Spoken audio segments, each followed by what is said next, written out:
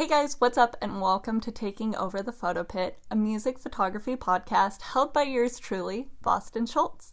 Now this week's episode is special to me because I did my first ever podcast feature / interview on Kay's podcast called Project Freelance, and that was about a year ago, and I had so much fun with it, and now Kay is finally on my podcast. So I feel like we've gone full circle here, and I'm so stoked about this because Kay is an incredible photo video person, but also a musician, and she just kicks ass at everything that she does.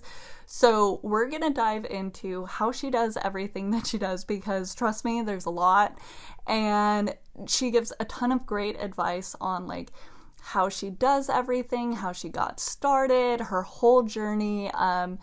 It's just packed full of good information, and I had so much fun talking to her, so I think that this one, you guys will all enjoy listening through the whole thing, so definitely give it a listen. As always, all of Kay's information will be in the description of this podcast, and there's definitely going to be links there, so go check those out because she does a lot of cool stuff, and I want you guys to all see it. So before I keep rambling, I'm going to cut myself off, and we're just going to jump right into this week's episode. Hey Kay, thank you so much for joining me. I'm so excited for this because I wanted to bring you on because I met you through your podcast, and then we met in person at a event for Sigma that feels literally like years ago now. It's crazy. It's absolutely crazy. And what a cool event. Like, first of all, Sigma puts on these amazing events, like just to shout them out real quick, and they reached out and they were looking for like a behind the scenes videographer, and I was like, hey, I do that.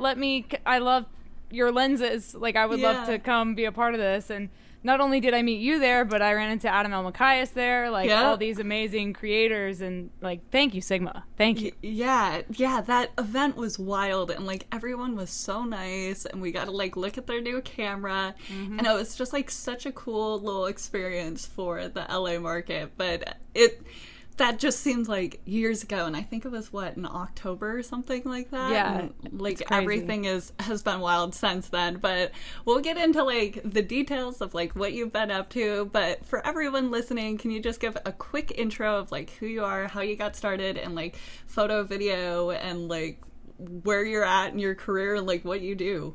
Yeah, so hi everybody, my name is Kay Enagonio, and I am a freelance videographer, photographer, video editor. I'm a podcaster, I make music as well. I do a lot of things because I feel like as a freelancer, that's what you're supposed to do. You gotta do everything. You have to do everything, and not only that, but like I'm a big proponent on like having multiple streams of income, because like if you want to build a financially stable future for yourself, you can't just have one job. Because I mean, for example, look at COVID. Like, a lot of people got furloughed or laid off from their one job that they had, and now they're totally like, they're up in the air on like what they're supposed to do. And you asked like, what am I up to now? Like during COVID, I've been doing a lot more video editing. I've been getting into voiceover work, so I've been doing a lot of audiobooks, things like that for people, because everybody brought their stuff online. So I basically just made myself an asset in other ways, and now within the past month,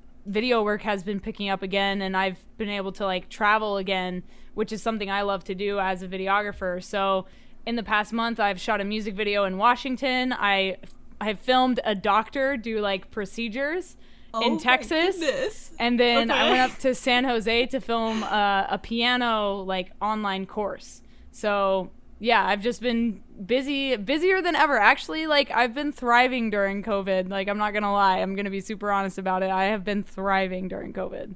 That is so nice to hear, because one of the things I've like brought up with some of my friends is that like I feel like I'm doing good during this time because I've been staying safe and everything and staying home, and I'm getting so much stuff done. Like, I've been able to do these calls and like interviews with people and like really get this podcast going, focusing on YouTube, like really learning and like honing down my skills and just like taking advantage of the time. And like, I feel bad saying like, oh, I'm doing great right now. Right. It seems so weird because I totally understand that people are like struggling during this time, and especially like if you've lost your job and your area hasn't picked up. I know how frustrating and hard that is, but at the same time, there's a lot to be said for like whether or not you can like make the most of what time you have. And you know, we as like freelancers, I feel like we complain about time and like not having enough time to do things, and now we're like, oh wait, we have some time back. We have all this time. And like, we as freelancers, I've been talking to my other friends that are freelancers, I think that freelancers adapted the fastest when all of this like popped off, because like most of us already partially work from home, you know, and like as far as like music photography and stuff goes and touring, like my heart goes out to everybody that tours 9 months out of the year, you know. I mean, we've got like Bryce Hall, who is a amazing concert photographer and videographer. You've got Jar, and like it's so devastating to see like our friends and crew members that tour that, you know, are stuck at home, and that's like so bad for their mental health. And like I said, my heart goes out to them, because like they're struggling not only, you know, maybe financially, but also like mentally because of the impact this has had on their industry, you know. Yeah, and I think the mental health is such an important thing, and just like trying to take care of yourself. This is really stupid, but I'm gonna say it. I have downloaded The Sims, and I've been playing The Sims because it's like such a mindless thing. Yeah. But like when you're stressed out, when you need like your self-care time, like find whatever works, you know? And like for whatever reason, that was The Sims for me. Love it. Wow. Okay, so I'm already off topic, but anyway. It's okay. It's a podcast. You're allowed to go off topic, right? We're here. We, you know, you kind of mentioned a little bit about like traveling. When it comes to like your like photo video work, how much of it are you traveling? Like, you don't really tour, do you? Or like, have you done it in the past? Yeah. So let me back up a little bit. So I got started with photography first. That was like the first, before I got into video work. So I was like, oh, I want to be a photographer. And at the time, I grew up partially in Oklahoma. That's where I'm from. But when I was 16, my family moved to the Middle East. So I grew up in Abu Dhabi, and I studied film in Dubai. And when I graduated high school, and my dad was like, you have to get a degree before you do what you want, I was like, well, I'm going to get a degree in film production because that's what I want to do, you know? I just like played the game, you know? So I remember before I started film school that summer, I took like a photography course, like an in-person photography course. It was like a group of like, I don't know, 15 people and a instructor. And the instructor and I, you know, clicked, and he actually brought me on as a production assistant for a sports car photo shoot. So we took these brand new Maseratis out into the desert of Dubai with Formula One race car drivers, and took photos of these cars driving around in the desert for a magazine called Evo magazine. It's like a British motorsports magazine. And that was my introduction into photography. And I was like, this is the coolest thing ever. The coolest thing ever. And then right after that, I turned 18. And for my 18th birthday, my mom took me skydiving at Skydive Dubai. And like they film your jump for you. So like you jump out of the plane, or you fall. They say you don't jump out of the plane, you fall out of the plane. So when you do your skydive, they have somebody go in front of you, and they're filming your skydive experience. Okay. And so we were waiting in the hangar for our video to be edited, and there was a skydiver that was like hanging out next to us, and he was looking at some of his footage, and I was like, hey, like, what are you doing? And he said, oh, I'm looking at my footage. I really want to edit this into like a reel, but I don't know how to edit. Like, I'm not an editor. I just shoot a bunch of footage, and then I just have all this footage. And I had been making YouTube videos for a couple years because I had been vlogging daily life of me living in the Middle East as like an American with a bright red mohawk and tattoos. I thought it was like kind of interesting, you know? So I was like, oh, I can edit your video. And he was like, oh, okay, I'll send you the footage. I was like, no, I can edit it for you right now. So I sat on the floor and edited him like a 3-minute demo reel.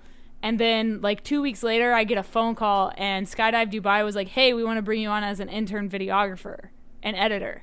Do you want to come intern here? And I was like, hell yeah. So simultaneously, I started film school in Dubai, and every day after school, I would go to the Skydive drop zone and I would film stock footage. I would edit videos, and I would go skydiving. Like, I would get to just go skydiving for free just because I was an intern there. So my like 18th, 19th birthday, like those were like absolutely insane. I met the Prince of Dubai. Like, I got to do all kinds of really cool stuff. I got to interview the guy that skydived from space. I don't know if you saw that. His name was Felix Baumgartner. He skydived from space. It was sponsored by Red Bull. So I got to interview him, and I asked him, because I was a kid, I was like, how many times did you have to pee? He said 4.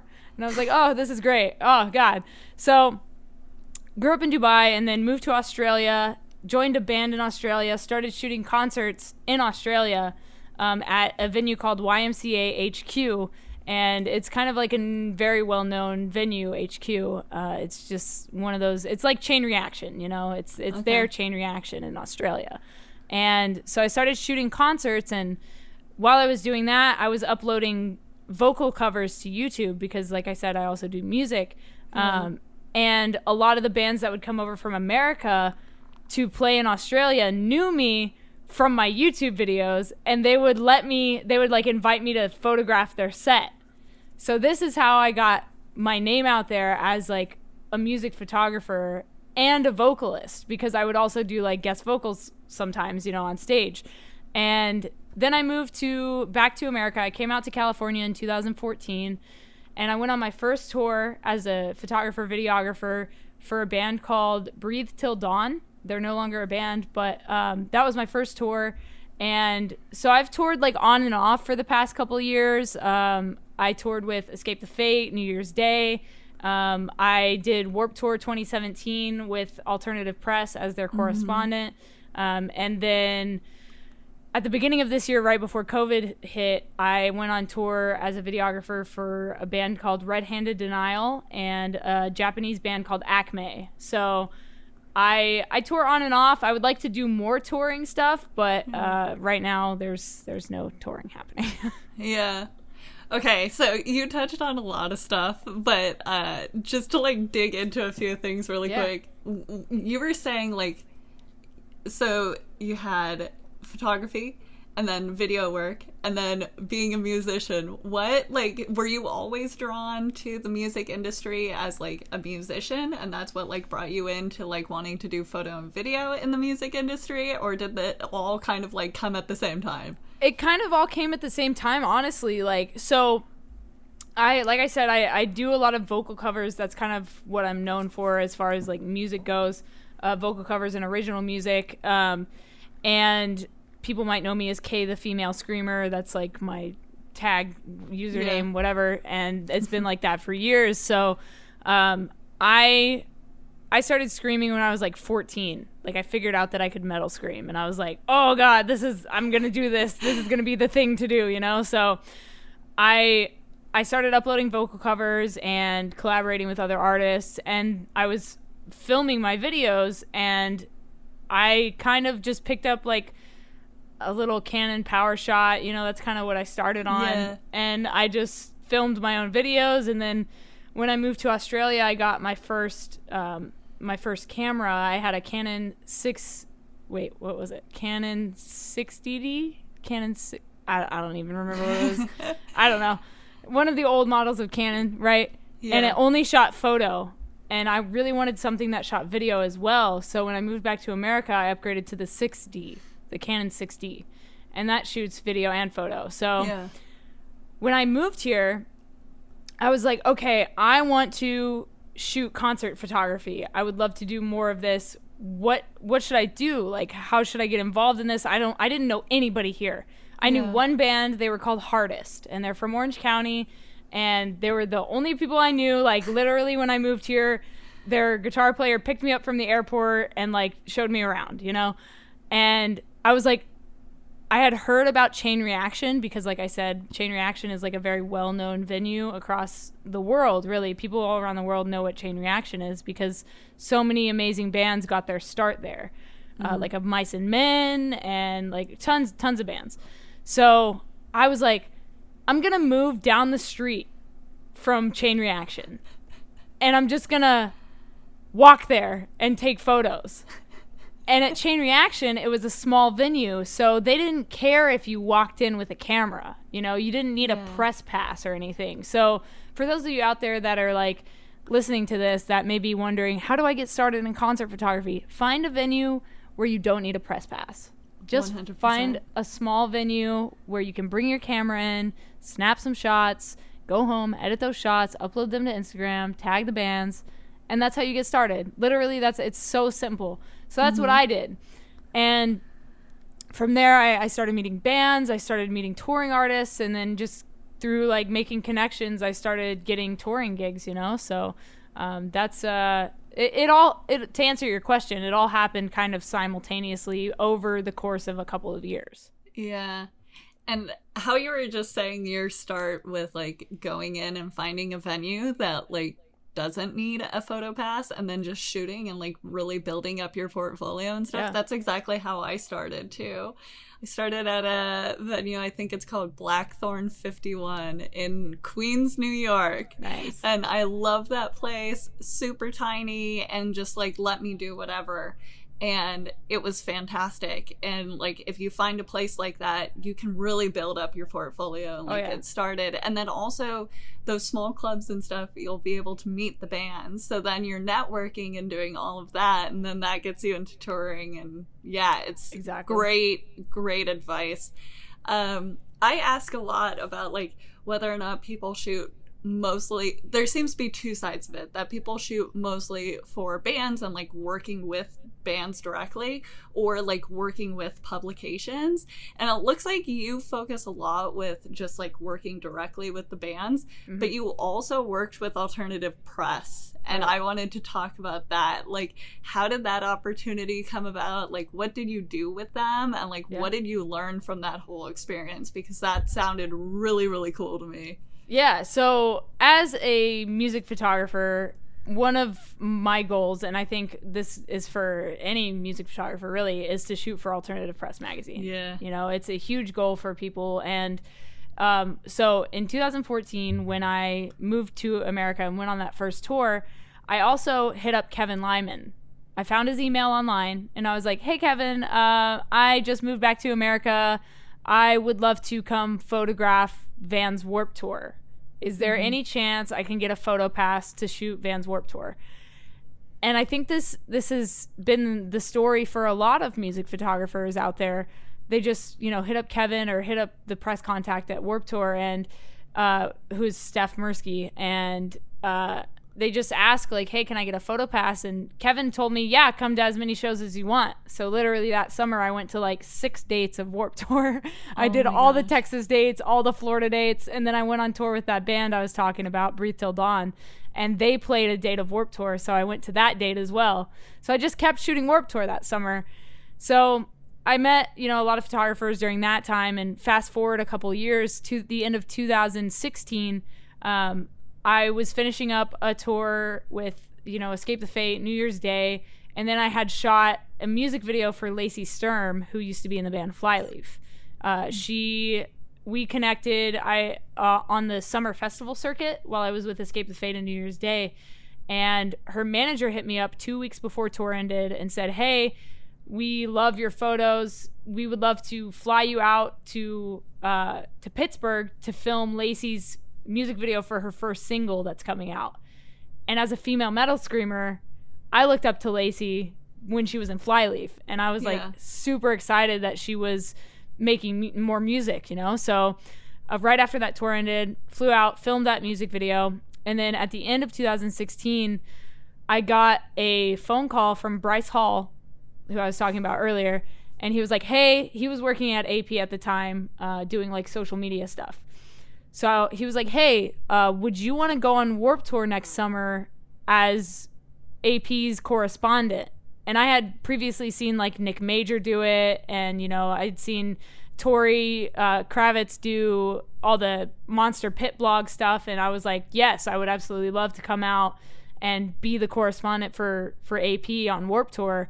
And I had always wanted to do the whole entire Warped Tour, but I had never had the opportunity. And this just kind of fell in my lap through networking and you know, contacts and stuff. So I said, yes, 100%, let's do it.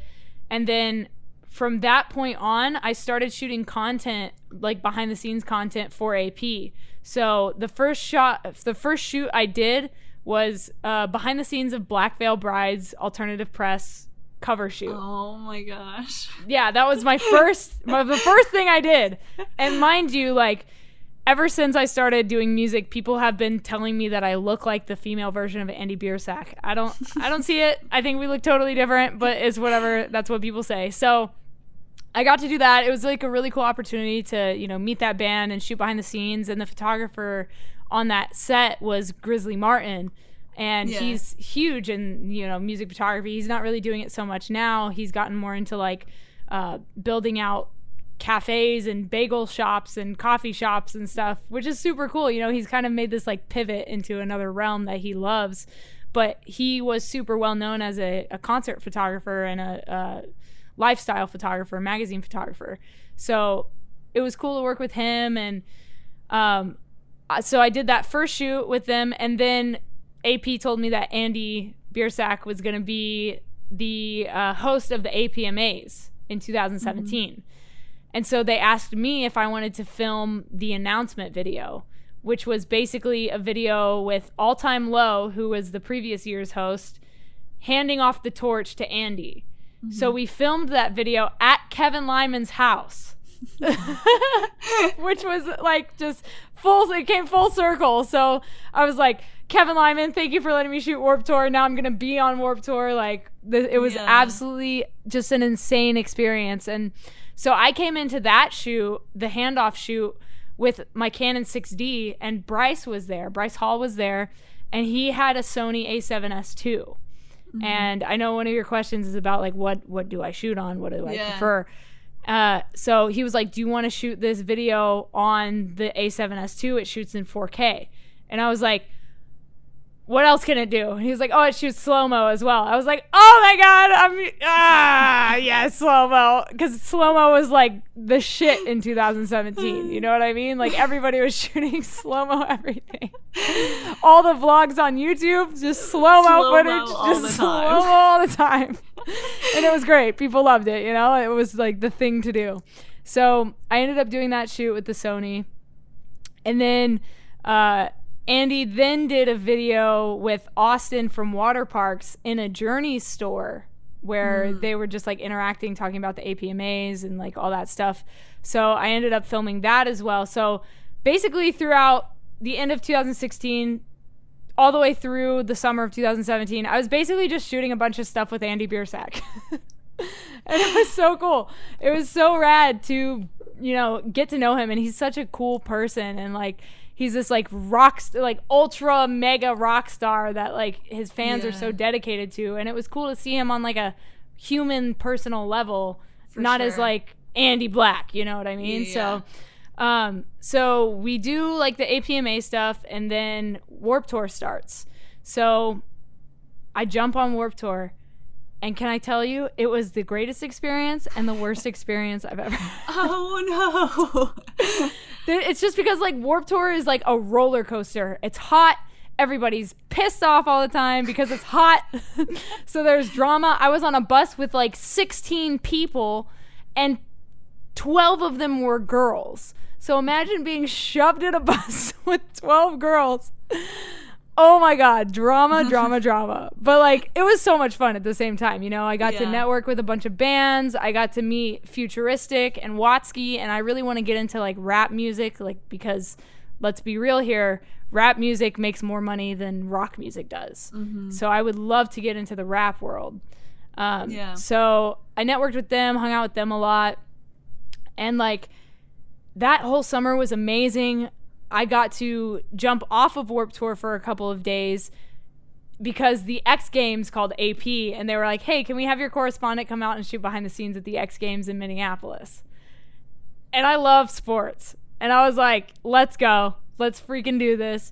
So I fly out to Minneapolis for 3 days, which was a nice little like vacation from Warped Tour and like all the people, honestly, and the heat. I had a hotel room. Like, it was sick. It was sick. So I shoot behind the scenes for the practice days of the X Games, not even the actual X Games.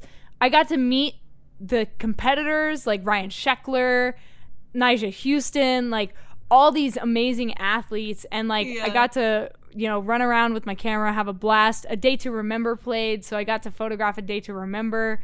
And like, my God, it was such a cool summer. And then we did the APMAs, so I shot behind the scenes at the APMAs.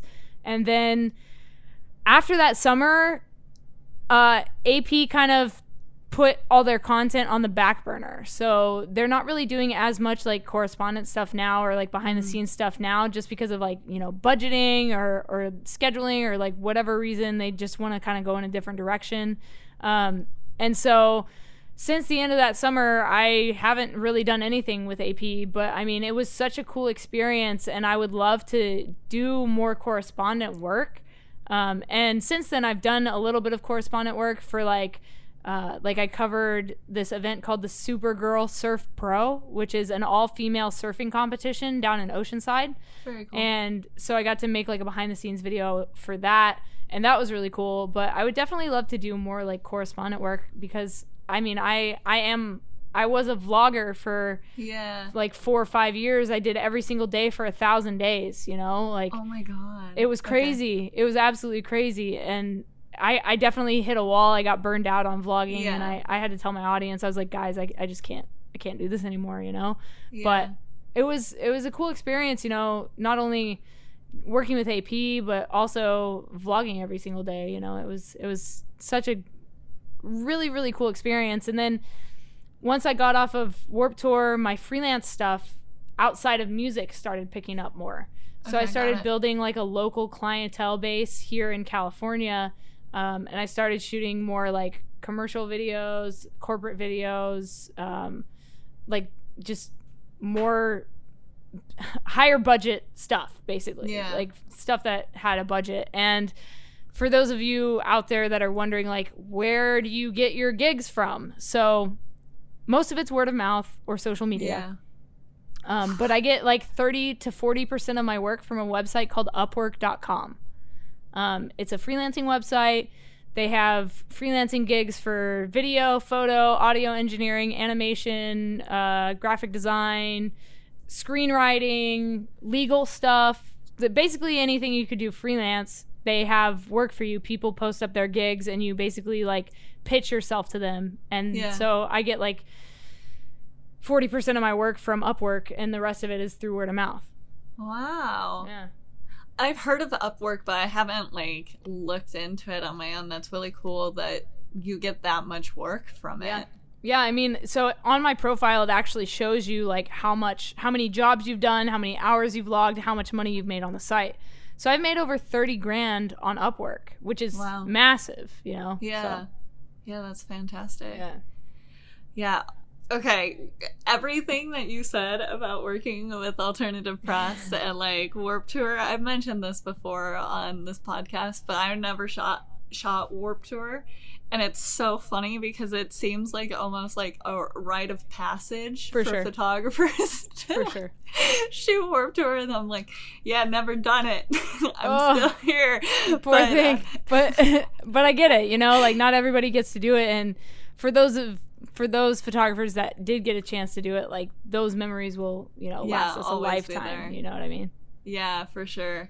But that's so cool to have that opportunity and then to like do so much with it and like really scale it up. And that's such a great like networking opportunity to meet all of those people and then they know who you are. So it's like moving forward, you have all of these things.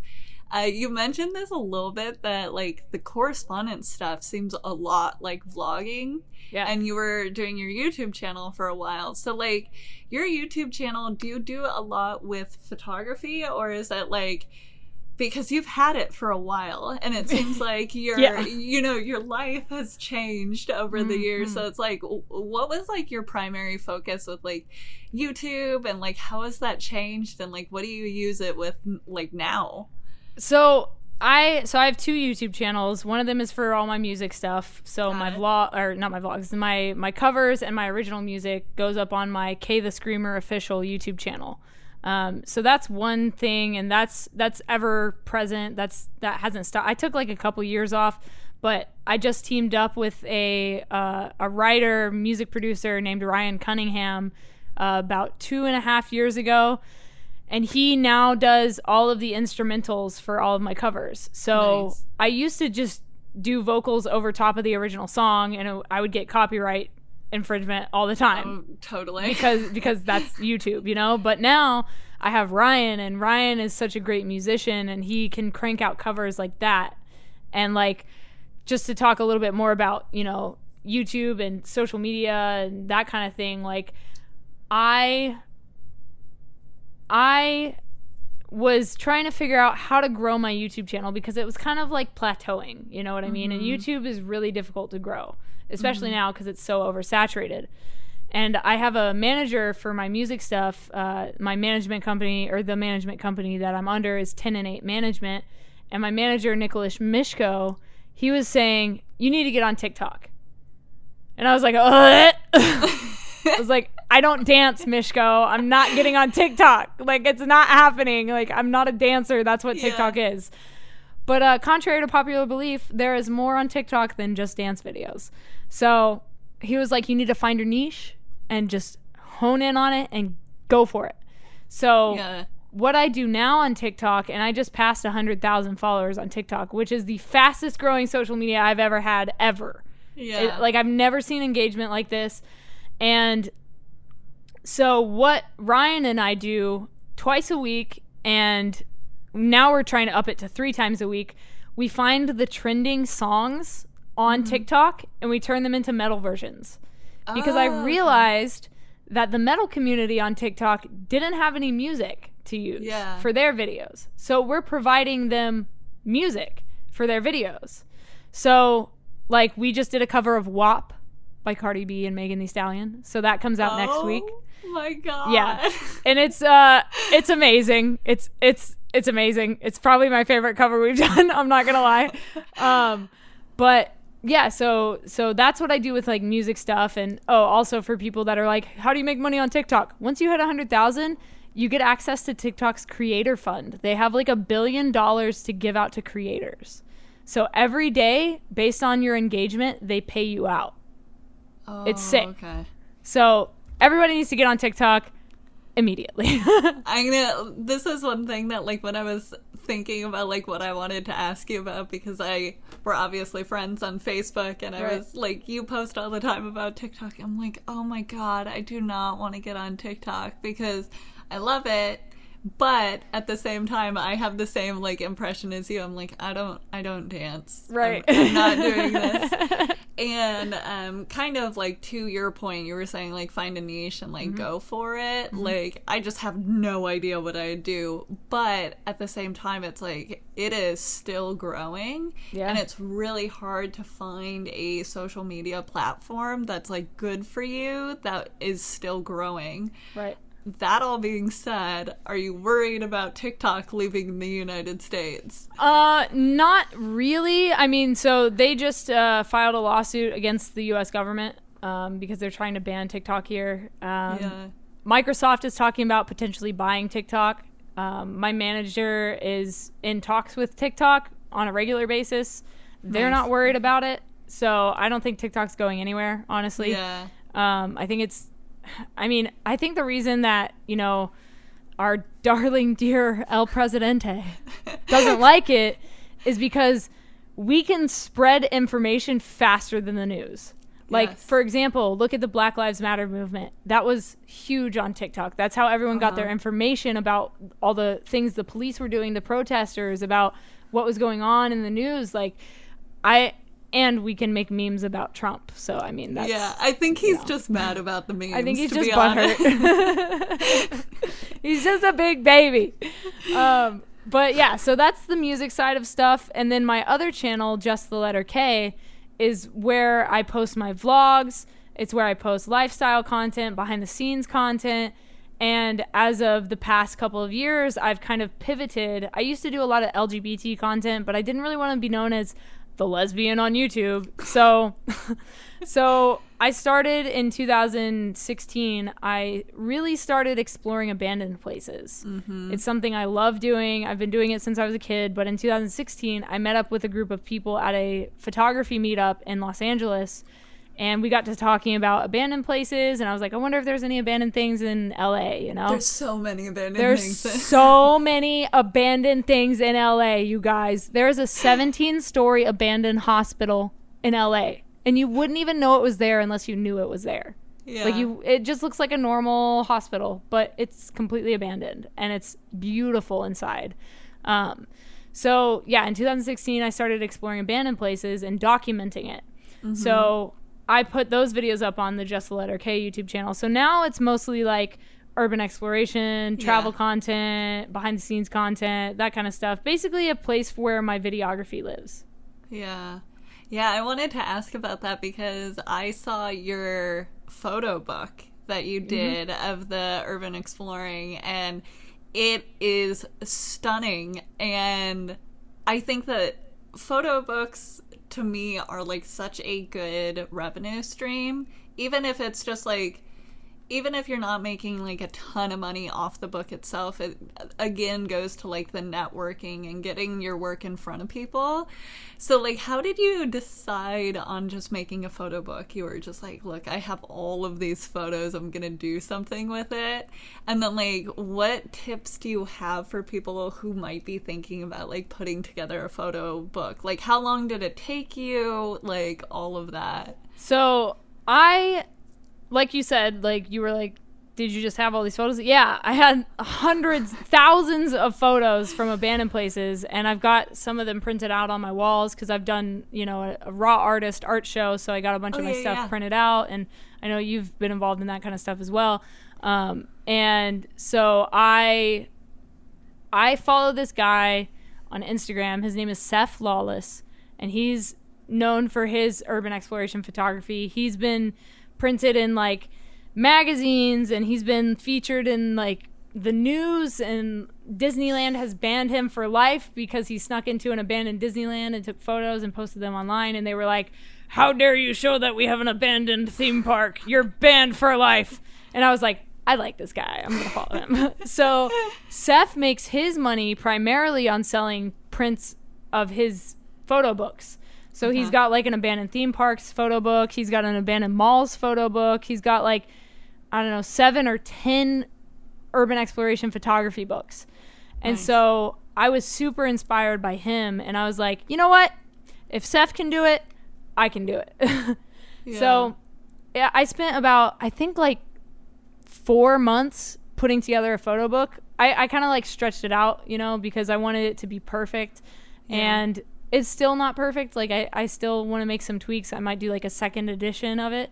And I would just say like advice for people wanting to make a photo book. Like, first of all, pick the best of the best photos, obviously. Some people want to put, like for me, like I have like stories of these explorations in the book. Some people just want to put photos in the book. Like, it just depends on what you want to do. But I would say pick up a couple photo books, you know, check them out, see what other people are doing, see what, you know, the language is like maybe hire an editor, something I didn't do. I was like, I'm just going to edit my own book, but you should hire an editor. Like, honestly, like just pay somebody to read over your stuff and make sure it makes sense. 'Cause like when we're reading our own words back to ourselves, like it sounds good to us, but like it might not make sense to somebody else, you know? Oh my gosh. Yeah. Yeah, so that's something. And there's like one page in the book where I'm literally, it's like 2 lines and then the same 2 lines repeated again. Because I like overlooked it or like whatever.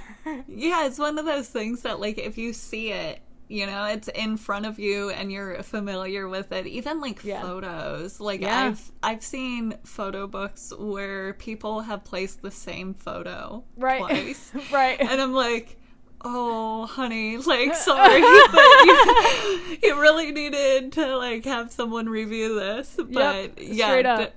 Editors are a good decision. Yeah, so that's, like, if I could go back and, like, tell myself one thing, it would be, like, just pay somebody to edit the book. Like, it'll be worth it, you know? And the main reason I actually made my photo book, aside from Seth, is a publishing company hit me up. And they were like, hey, do you want to do an Abandoned Places book published under us? We'll give you, like, 2%. And I was like, fuck that. Like, I'm gonna make my own book with my own photos and make all the money. Yeah, make 100%, and you can go fuck yourself. So that's what I did. 2%.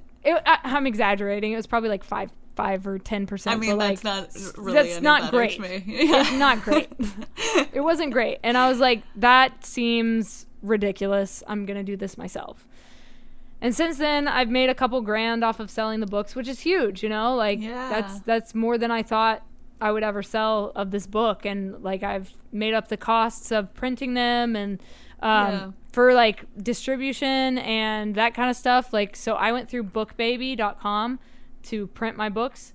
It was, like, the best quality, and they would meet my minimum. Because I didn't want to get, like, thousands of books printed because I knew I couldn't afford it. Yeah. So I think I did like 60 books at a time, you know, and I've ordered a couple times through them. And so that was like their minimum. It was 50 or 60. So I was looking for somebody that could print the minimum, and they've been super good and helpful. Like, customer service is great, that kind of thing. So definitely look for like a really good option when it comes to printing your stuff. If you do get approached by a publisher, maybe try to like get a bigger percentage, you know. I recently started a second podcast. So I have 2 podcasts. One's about freelancing, which you've been on, called Project Freelance. And I recently started a second podcast about urban exploration, called cool. No Tracers. Yeah. And that's also the title of my book, No Tracers, an Urban Explorer's Diary. So on No Tracers, I interview urban explorers from around the world and ask them about cool. their explorations. And it's super cool. And it's also an opportunity for me to network with them because, if I go to the UK, I have 4 people I can hit up and be like, yo, let's go explore some stuff, you know? Yeah. And, like, it's been amazing. So recently, I spoke with this girl named Jen Brown XO, and she has done 1 book through a publisher, and she's working on finishing up her second book through the same publisher. And she's had great success with like that kind of stuff through a publisher. It just depends on who the publisher is, really. So do your due diligence and research who these people are before you like jump into the deep end with them. Yeah, for sure. And contract negotiation is like a huge deal in like every industry. So it's like, for sure, get familiar with your contracts and like what you're signing and what you're agreeing to and like what you're getting out of it, because they'll bury things like that they'll be like, oh, you'll get, maybe they'll say like a nice percentage, but buried in the contract it'll say something about like after all of these other fees, and then it just like cuts down on the revenue, and it's like, you really got to know what you're getting yourself into, which is wild. And I hate people and corporations and stuff that do that, but like it's not like the terms and conditions when you get an iPhone, guys. Like, you actually need to read the contracts. Yeah, exactly. So we've now talked about, like, you know, you just brought up your podcasts, plural, 2 of them, and then your YouTube channels, 2 of them, because you have, you know, your music stuff, you have, you know, TikTok going on. How do you have time for freelance work on top of this? So freelance work is my main source of income, obviously. So I focus primarily on that. But to be honest with you, I don't have an off switch. Got it. I just go. Like, for example, over this past weekend, I went up to Simi Valley, which is like an 1.5-hour drive away from me, to film robots for a robotics company. They build giant like robots for like medical supplies and like multi-million-dollar machines, and I'm basically making like how it's made videos for them, like the process of these machines. It's super cool, and like robots are tight, so it's fun and it pays really well. So I did that. Right after I finished that shoot, I went over to my friend Lenny's house, and Lenny is a music producer, Lenny J, and we recorded 2 songs, vocals for 2 songs for my band Chasing Satellites right after I got done freelancing. So I literally freelanced, grabbed a sandwich, went to Lenny's house, ate my sandwich, recorded vocals, went back home, started editing stuff, you know? And then like I'm constantly applying for new gigs every single day. I spend at least an hour applying for new gigs online, or networking, or hitting up people through Instagram to see if they want to be on my podcast, because my podcasts, I have 2 of them, right? I have one show comes out every Monday. The other show comes out every Friday. So I have to have guests for these shows. Yeah. So I'm constantly looking on Instagram to find people for my shows. And so some advice I would give to people, if you're trying to do multiple things at once, if you can backlog your content. So like, for example, if you wanted to start a podcast, don't just start a podcast. Record 10 episodes of your podcast and then start putting your podcast out. Because then you'll at least have 10 weeks worth or 10 months worth, depending on how often you want to upload. So definitely backlog content. And this morning, right before this podcast, I did an episode of my show Project Freelance with Shandan, who is the president of SBG Records. He's also worked with Artery. He's also worked with like Century Media. He's worked with a bunch of labels. He's also a music video director. And he recently helped Slaves out with their new album release, which has been wildly successful. Mm-hmm. And so he was saying how they filmed like 9 music videos in a week. And they backlogged all this content during COVID, and then they just every month, like every couple weeks, would like drop a music video up to their release of the album, and it was like flawless. And all because they put in the work ahead of time. Yeah, I definitely do that for like this podcast too. I'll email a whole bunch of people and like get it all like piled up if I know that like something else is coming up that like needs my time and stuff. But I think that it's really like refreshing for me to talk to people like you that do a lot, because I feel like I do a lot. And then like I'm around people that like don't necessarily do a lot, and then it's like kind of brings me down, and then I talk to someone who is doing a lot, and then I'm like, oh, I could do so much more, and then hype myself up. So it's really cool to like be around other people that are doing all of these things, because then it also gives you like the motivation, for sure, just like I don't know, it's almost like a weird like mental self-care to like be around people that are also motivated, and then you're just like, yeah, I can do this now. And there's this saying that you are the culmination of the 5 closest people to you. So if the 5 closest people to you aren't motivating you, supporting you, pushing you forward, and you know, on the same playing field as you, find new people. And like you said, it's like a mental self-care to talk to other people that are doing a bunch of stuff and that are, you know, successful at it in any facet. It's so true. Like, I surround myself with people that are also freelancers, that also make music, that are also pushing forward and have goals and ambitions and drive, because that motivates me to do stuff, you know? So, that's a huge factor in what I do and how I'm able to do it, is I've got other people around me doing it. And so I'm like, I better keep going. And I watch a lot of Gary Vaynerchuk content, and he's always like, just make content all the time. And I'm like, okay, Gary, I will make content all the time. Thank you.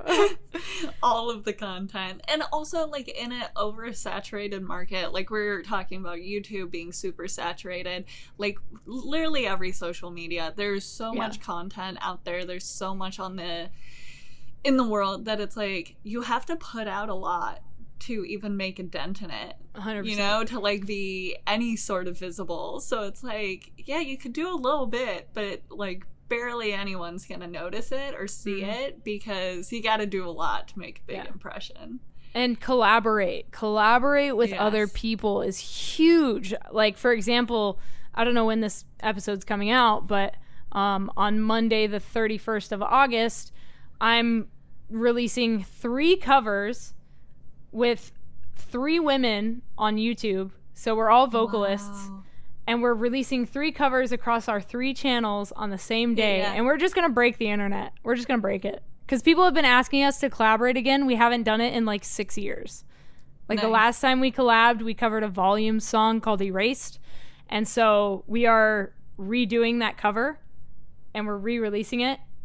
And man, I'm so excited for the feedback. I cannot wait for that day. It's going to be absolutely mad. Well, this podcast is probably going to come out the following day, the 1st Perfect. of September. So everyone that's listening, go check out all of the songs that Kay just mentioned. Yep. And we'll break the internet. Make Yep. sure that everyone's watching it. That sounds awesome. I love collaborating with people. I mean, that's kind of the whole point of like my podcast is to like talk to other people and like just promote and work with other people in whatever way I can during this weird COVID time. So like collaboration is definitely huge. Yeah. I'm very curious to know what like your personal like success goals are. Like I hate asking, you know, the like, where do you see yourself in 10 years? But like, Kay, where do you see yourself in 10 years? So I am a big fan of Elon Musk. If you guys don't know who he is, he created PayPal, he created Tesla, he created SpaceX, Solar City, he's creating an AI company, the Boring Company. He's digging tunnels under LA and Vegas and stuff. He's doing a lot of things. I would love to be a content creator for him. One of my goals is to film a week in the life of Elon Musk. I think it would be so cool to film like a behind the scenes vlog style content video about what he does in a week. You know, it would be super cool. So that's a huge goal of mine, shooting content for any of his companies, Tesla, SpaceX, especially SpaceX. I'm a big space fan. I've always been a fan of space. In 2000, was it last year? I don't even know because of COVID. Like, I don't even know when things happened, but I'm pretty sure it was the beginning of last year. I actually got invited to go to NASA and film behind the scenes at NASA. Wow. So I flew to Florida, went to Kennedy Space Center. It was actually for a SpaceX rocket launch, and unfortunately they pushed the rocket launch and I missed it, but I made a bunch of connections with rocket photographers in Florida, so anytime I want to go shoot a rocket, I can go out there with them. They'll show me the ropes, all that stuff. And so yeah, a huge goal of mine is to do rocket photography and shoot for SpaceX. And not only that, I would love to shoot for Nat Geo or Discovery Channel or BBC Earth. You know, wildlife documentary stuff is really cool to me. I would love to do some of that. And then personal life, I would like to eventually, you know, find a partner in crime. You know, I would love to get married one day, have a house, have a bunch of reptiles and cats and that kind of thing, and have like a stable income.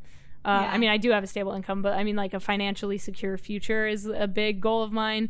And I just want to keep making content, and like, I love what I do, and every single day I get to do something different, which is the most exciting part of being a freelancer. You know, I'm not pinned to a 9-to-5 job where I hate what I'm doing. Like, I've tried that lifestyle, and like, it made me very depressed. You know, I can't do the 9-to-5 thing. Like, I just can't, like, the commute every day to the same place, to the desk in the dark room. Like, I'm not a fan. Every day I get to wake up, get out of my bed, walk over to my desk, and start working immediately. And that's what I love to do. And like, right after we get off this podcast, I'm going to edit a music video, and then I'm going to edit a video for a lady who created a website for Black-owned businesses. It's like a directory for Black-owned businesses. Nice. And then I'm also going to edit an online course that I filmed. And so I'm going to be doing like 4 or 5 different things today that are all very exciting and fun to work on. And it's a challenge every day. And I absolutely love what I do. And what I would say to people is like, find what you love and let it consume you. Yeah, for sure. I love all of that, especially that you're just gonna like go knock out a ton more stuff after this. You're like, I'm still going. Still going. I woke up at 6 this morning and I'm still going. I might play some more Sims after this. Yes, right? I'm like, listen, my PlayStation is like covered in dust right now, and I feel so bad for Dark Souls because I haven't finished Dark Souls 3, and I need to finish it, but like I'm stuck on this level and I can't get out of it, and I'm like, it's so frustrating. God, video games. I love video games, and I wish I would let myself, like, that's one thing I'll say. I wish I gave myself more downtime. Like, I don't take breaks, like I said. Like, I don't have an off switch, because whenever I'm like watching Netflix or playing a video game, I'm like, but I could be working right now. You know, I have this like guilt, like this horrible guilt that like, why aren't you working right now and trying to make more money? Yeah, I have the same thing, but I've realized that I can like, I don't know, like settle it down if I'm doing like crafting hobbies. So like I can like watch like YouTube or something and like chill out as long as I'm crafting. Like there's something that's like the physicalness of something like distracts me from the fact that I'm not like moving forward like something that can make me money or like move my goals forward. So like I do that, which looks like when I'm doing it, it doesn't look like I'm relaxed, because I'll have like all of my like paints in front of me and I'm like watching like Criminal Minds or something, and I also am like cross stitching or like some sort of like needle point, and it's just like it looks crazy, but it's funny to like find things that like calm you to like give you that off switch, because I know that I need it. But definitely like just keep moving on things. I love that you're just so motivated and just like taking, you know, another step forward each day. I think that's awesome.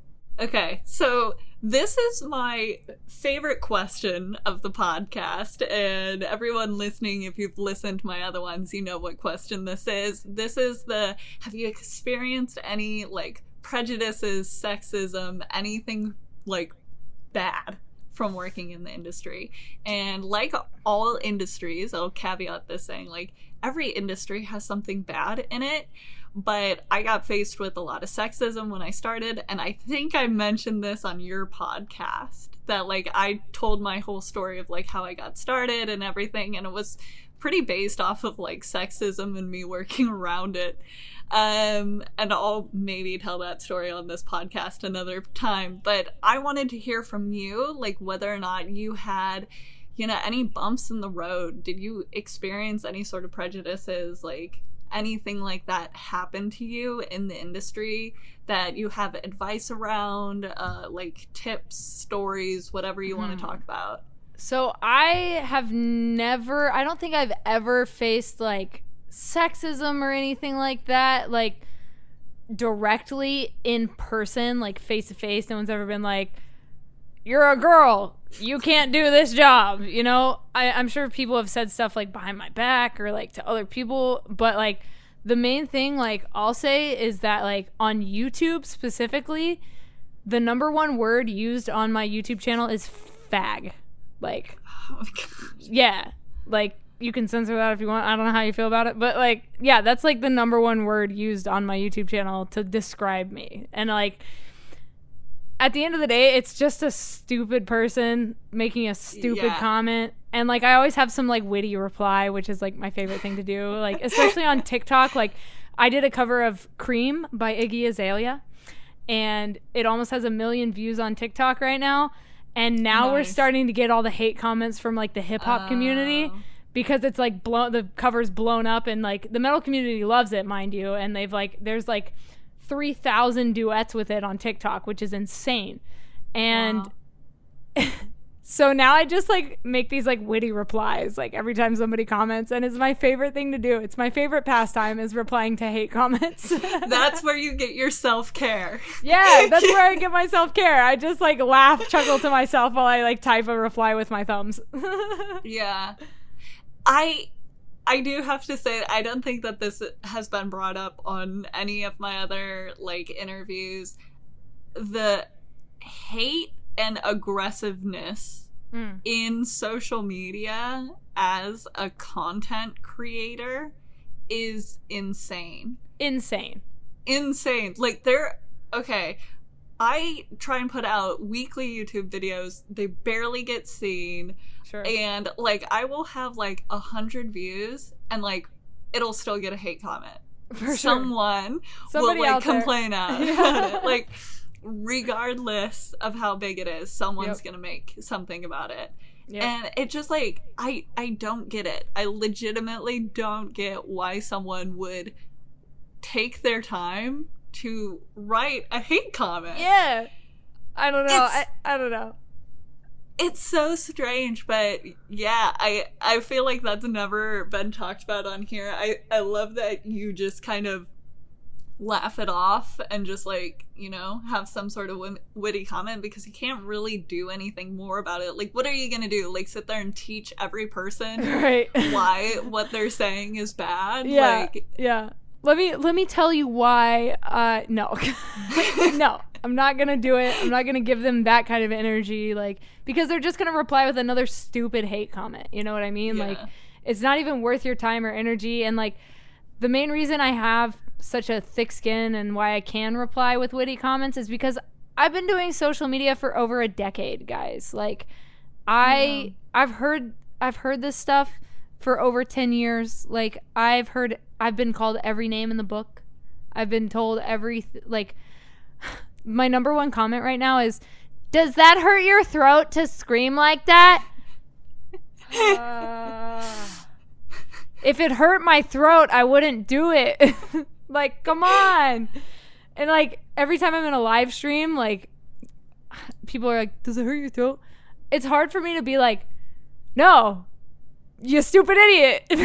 Because, like, I don't want to be mean, but, like, come on. Like, no, it does not. It doesn't hurt my throat to scream. I can scream all day as long as I warm up.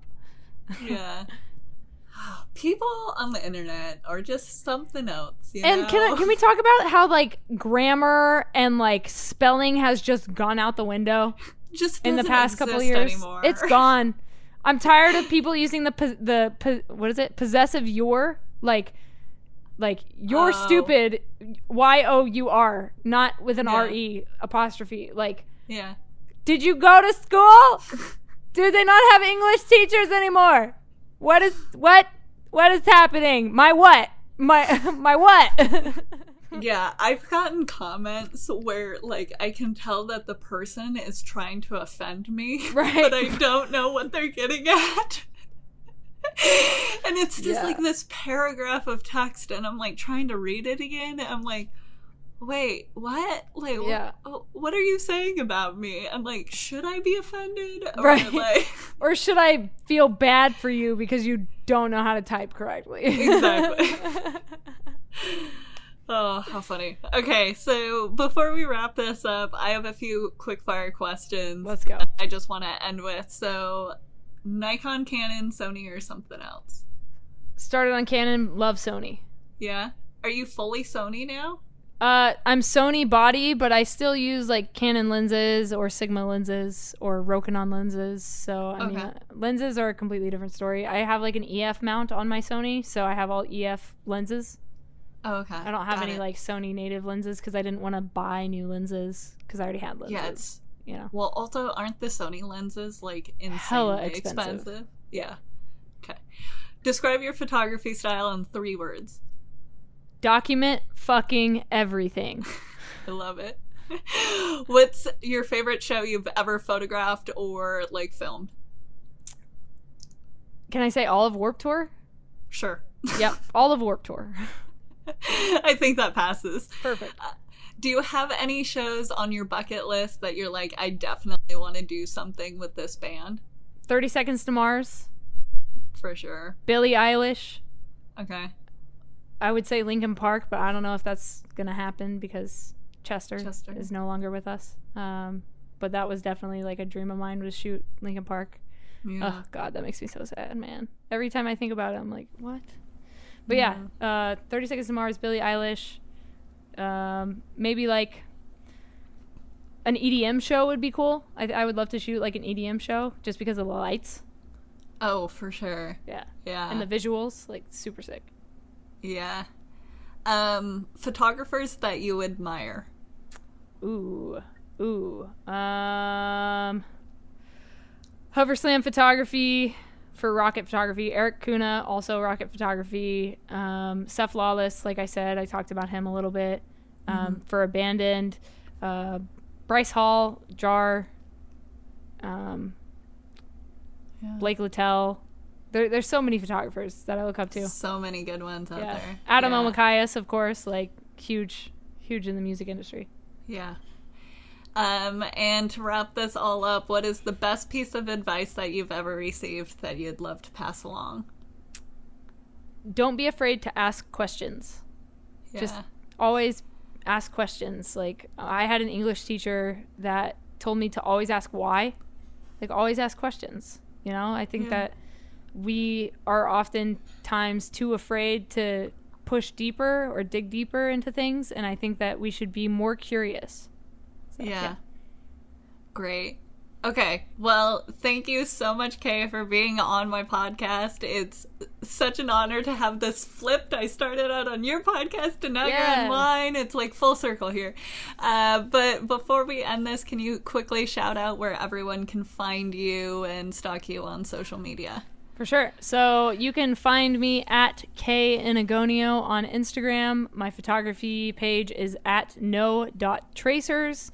My website is justtheletterk.com. On there you can see most of the things that I create for people, my portfolio. If you want to book a Skype call with me, I give like photography lessons, things like business lessons, whatever you want to talk about, we can talk about. And YouTube is youtube.com/justtheletterk or youtube.com/KTheScreamerOfficial. And my TikTok is at KTheFemaleScreamer, or my urban exploration TikTok is at No Tracers. And I'm sure you'll put links to all these in the show notes. So. The description of your podcast episode is going to be so long because it's like, here's this one and this one and this one. But I think that this whole podcast was such a good like testament of like what you do, what people can do in the industry, how they can make it, and like that there's really like no limits to the amount of stuff you can do. Like, you really can do anything that you set your mind to, and definitely try out all of the things because you're hella successful, and like your work really like stands out, and you do all of the things. So. And just remember, guys, like, I moved to California, I moved back to America, I didn't know a single person, so you can literally do this from zero and build it. You just have to put the work in. So do the work, guys. Do the work. Well, thank you so much, Kay. I appreciated this so much, and thanks everyone for listening, and we'll see you guys in the next week. Bye. Peace.